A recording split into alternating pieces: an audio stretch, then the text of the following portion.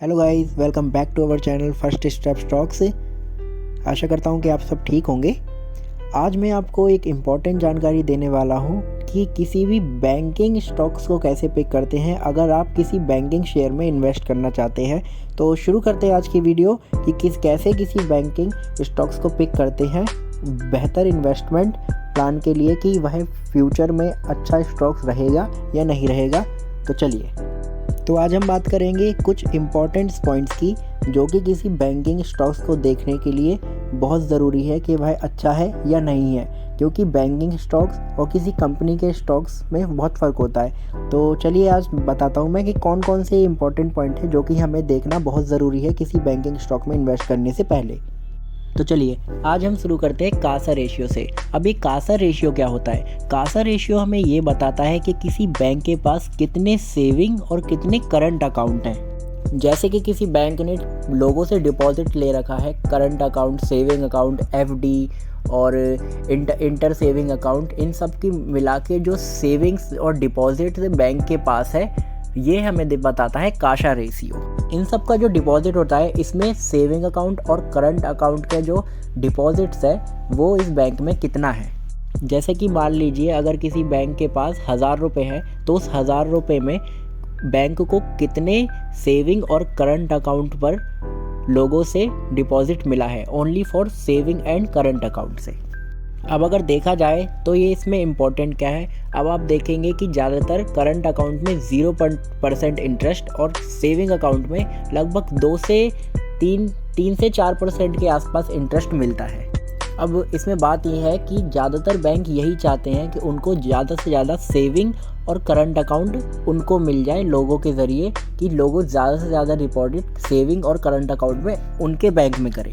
इसी वजह से जो नए नए बैंक हैं वो ज़्यादा इंटरेस्ट रेट पे लोगों के सेविंग और करंट अकाउंट खोल देते हैं। मतलब उनको करंट अकाउंट पे तो देखिए आप किसी में भी देखेंगे तो आपको 0 ही मिलेगा, बट सेविंग अकाउंट में वो बैंक ज़्यादा से ज़्यादा % देते हैं लोगों को उनकी डिपॉजिट पर, ताकि उनके बैंक में ज़्यादा से ज़्यादा डिपॉजिट्स हो एज अ सेविंग और करंट अकाउंट।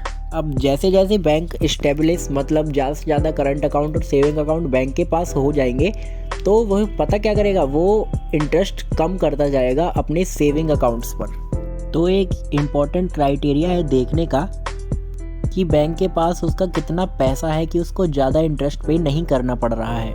सपोज़ किसी बैंक के पास एफडी ज़्यादा है तो उसको कम से कम 7-8% का इंटरेस्ट लोगों को देना पड़ेगा। लेकिन अगर किसी बैंक के पास किसी पर्सन का सेविंग अकाउंट है तो अगर उसको 11-12% पे अगर उसे लोन देना भी पड़ रहा है तो कम से कम 8-9% बैंक को बच रहा है। तो जिसका कासा रेशियो ज़्यादा हो तो ये एक अच्छा ऑप्शन है किसी बैंक को पिक करने का। तो चलिए अब हम बात करते हैं दूसरे पॉइंट के बारे में, जो कि है नेट एनपीए। अब ये नेट एनपीए क्या है? इसका मतलब है net non performing asset. Net NPA हमें ये बताता है कि अगर कोई बैंक किसी को लोन देता है तो लोन देने पर उसको कितना % पैसा है जो कि उसे अपना वापस नहीं मिल रहा है किसी पर्सन से। इसका एग्जांपल मैं आपको दूँ। सपोज़ आपने किसी बैंक ने किसी पर्सन को पैसे दिए, लगभग 1000 रुपये का लोन दिया। अब 1000 रुपये में से क्या हुआ, बैंक को अपने 600 रुपये तो मिल गए लेकिन 400 रुपये वापस नहीं मिले हैं। तो ये एक चीज़ इम्पॉर्टेंट है कि बैंक अपने पैसे लोगों से वापस ले पा रहा है या नहीं। ये चीज़ हमें बताती है नेट एनपीए। इसको एक और एग्जांपल से समझे। मान लीजिए सुरेश नाम के लड़के ने किसी बैंक से लोन लिया, सपोज़ HDFC या कोई सा भी।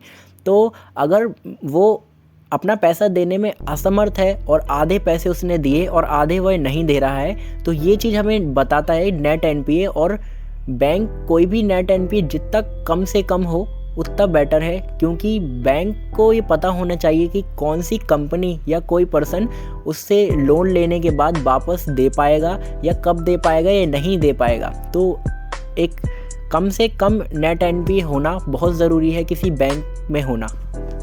यह भी एक इम्पॉर्टेंट रेशियो है किसी भी बैंक को देखने के लिए कि वह किसी पर्सन को जांच सकता है या नहीं जान सकता है।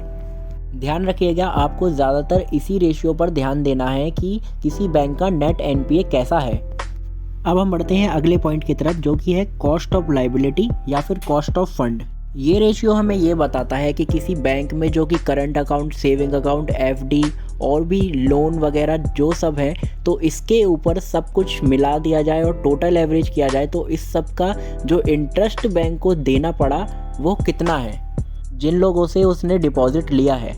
जैसे कि एफडी में 6 साढ़े 6 होगा, करंट अकाउंट में 0 होगा और सेविंग में 3 से 4% तक होगा। ये सब मिला के जो बैंक को इंटरेस्ट देना पड़ रहा है लोगों को वो कितना है, ये हमें बताता है कॉस्ट ऑफ लायबिलिटी या कॉस्ट ऑफ फंड्स।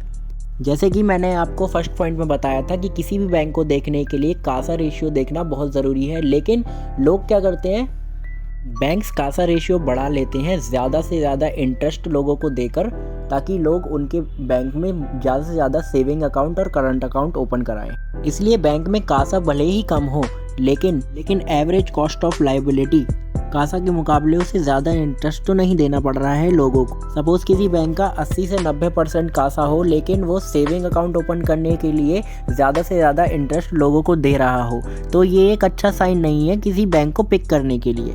तो इस चीज़ का भी ध्यान रखिएगा किसी बैंक में इन्वेस्ट करने से पहले। तो चलिए अब हम बढ़ते हैं नेक्स्ट पॉइंट की तरफ, जो कि है एडवांस ग्रोथ रेशियो। ये रेशियो हमें बताता है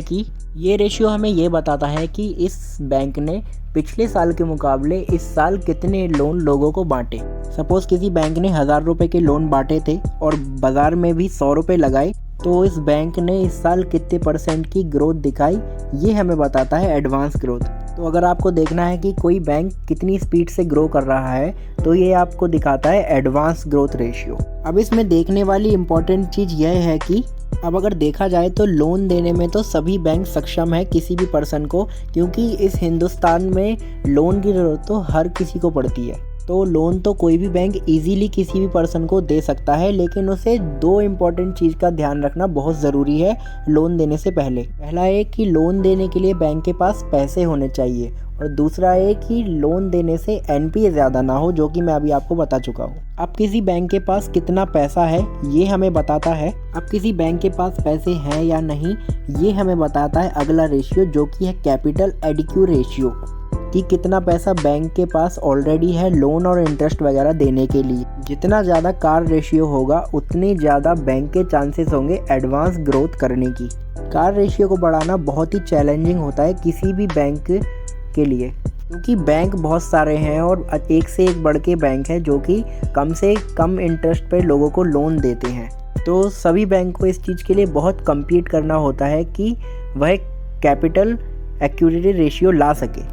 बैंक्स को नई नई स्कीम्स लानी पड़ती हैं ताकि लोग ज़्यादा से ज़्यादा सेविंग और करंट अकाउंट उनके बैंक में खोलें, जिससे कि बैंक की फाइनेंशियल ग्रोथ अच्छी हो। तो आशा करता हूँ कि आपको ये सब समझ आ गया होगा। ये कुछ पॉइंट थे जो कि किसी बैंक को एनालाइज़ करने के लिए बहुत इम्पॉर्टेंट है, कि आप किसी बैंक को एनालाइज़ करने से पहले ये सारे स्टॉक्स की रेशियोज़ देखें, ज़रूर देखें, ताकि आपकी इन्वेस्टमेंट कभी भी गलत ना हो। और भी कई ऐसी जानकारी के लिए हमारे चैनल से बने रहें, और बाकी वीडियो का डिस्क्रिप्शन लिंक में है। मिलते हैं नेक्स्ट वीडियो में। Bye bye.